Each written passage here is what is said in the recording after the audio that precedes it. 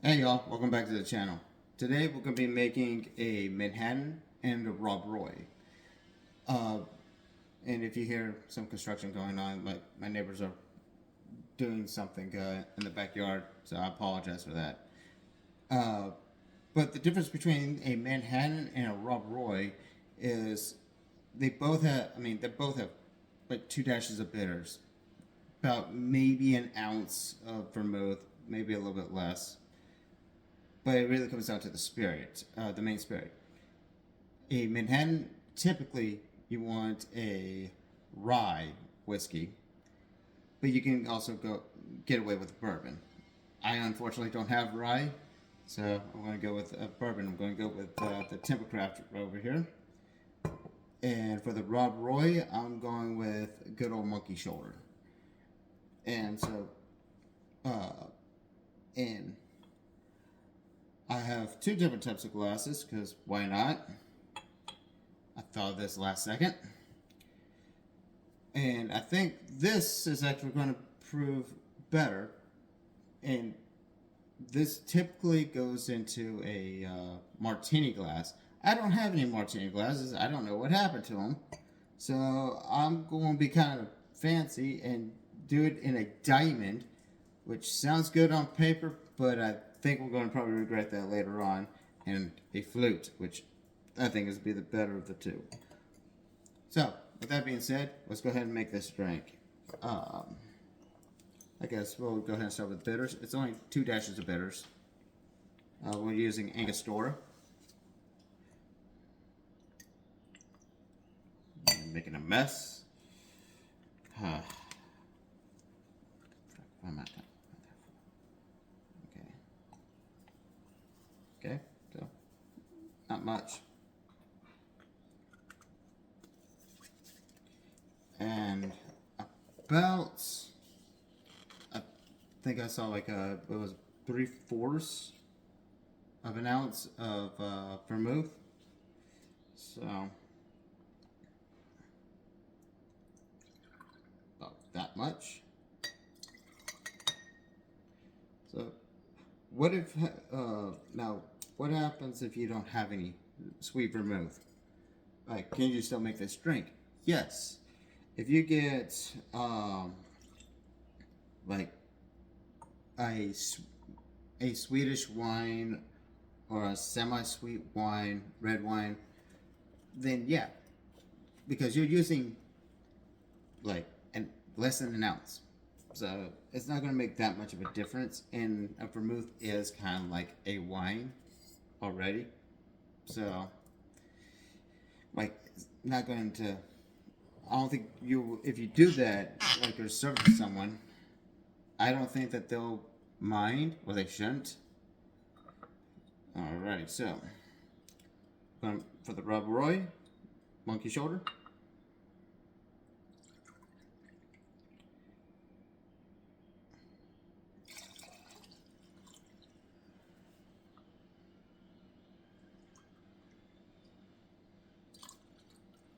There we go.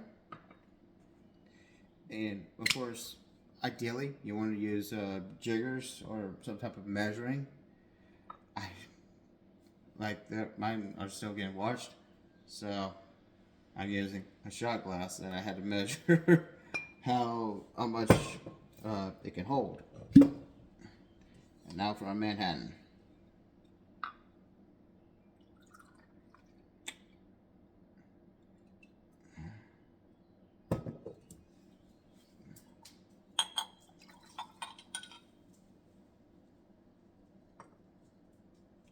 I think that's about all I can put into that glass. I didn't think this through. I just thought it looked cool and looked fancy. Okay, and typically you would like to garnish this with a orange peel or a Lasciato cherry. You know, you can just rest around on top, but I don't have any of that. I don't have any garnishes, unfortunately. But there you have it. Like, uh, so let's try out the Rob Roy. I haven't had this in a while, so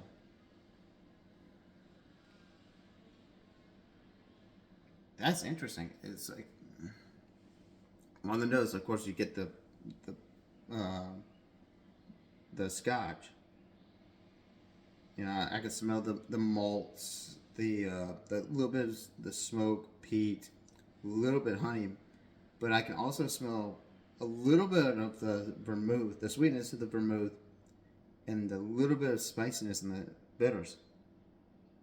So, cheers.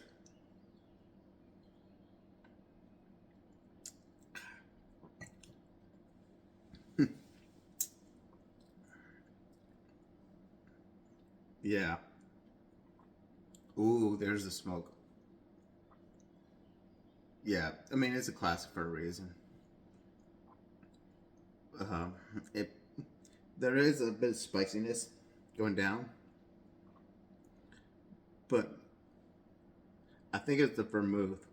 They adds like a little bit of a cherry note to that, so it's like spice with like some like a bite out of a cherry with like the sweetness of honey, and then once you swallow everything, like when you breathe out, it's just a wisp of smoke. So yeah, it's very interesting, pretty fun.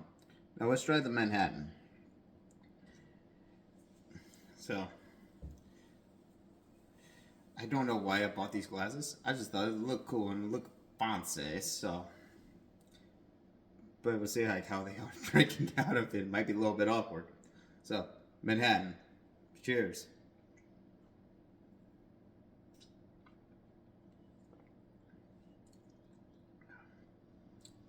Yeah, like that is actually a lot softer, which I'm actually surprised because the Timbercraft has such a strong wood note to it, and like to the point where I often get this from some bourbons.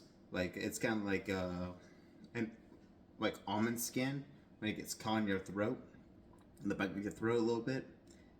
Like that's what I usually get for the bourbon.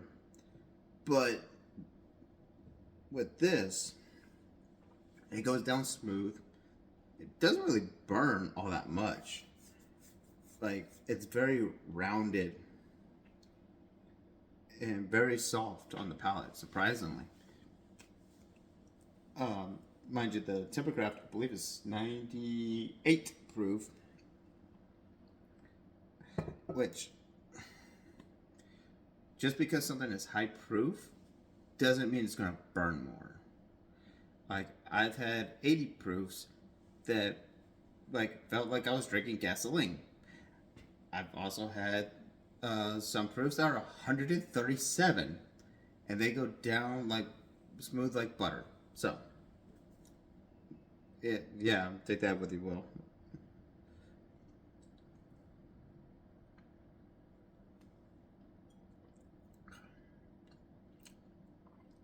That one got more bourbon. But yeah, it's like just the bourbon wood note, and as soon as that spice comes in, the vermouth then takes over and it just smooths all of that out. And there's like, so again, the vermouth I think has like a little bit of a cherry note to it. So it's like wood spice, and then the cherry comes over and just smooths everything out and adds that touch of sweetness at the end.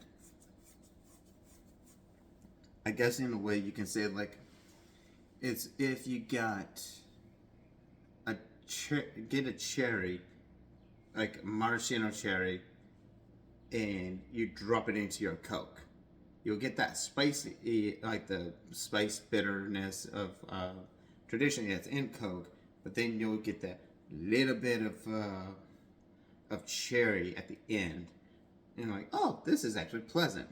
This is really pleasant. This is different, like because you're not expecting it. That's how that is. If that makes any lick of sense. Out of these two, I think I prefer the Rob Roy, just because like the dimensions, if there's more characteristics, it's a little bit more complex. But they're both classics for a reason. Like, you can't, you just saw how easy it is. And why is there a mixer for this? Like, you can actually find a Manhattan mixer. Why? I don't know. Like, just get some vermouth and bitters. Like, the Angostura bitters, will last you for, depends on how often you use it, but it could last you at least a year for a bottle this big. Because you're just using dashes for the most part, for 99% when you use it. And then get vermouth. You can find vermouth damn near anywhere. And they're like maybe $20 now with the inflation. So, I just don't understand it. And like this entire week, well, my target really is cocktails that have mixers made for them when they don't need to. Like, because I don't understand it. Yesterday, last video, I made an old fashioned because, well, one, it's a great drink. It's a classic drink. One of the oldest cocktails in America. But there's also a old fashioned mixer. I don't understand why.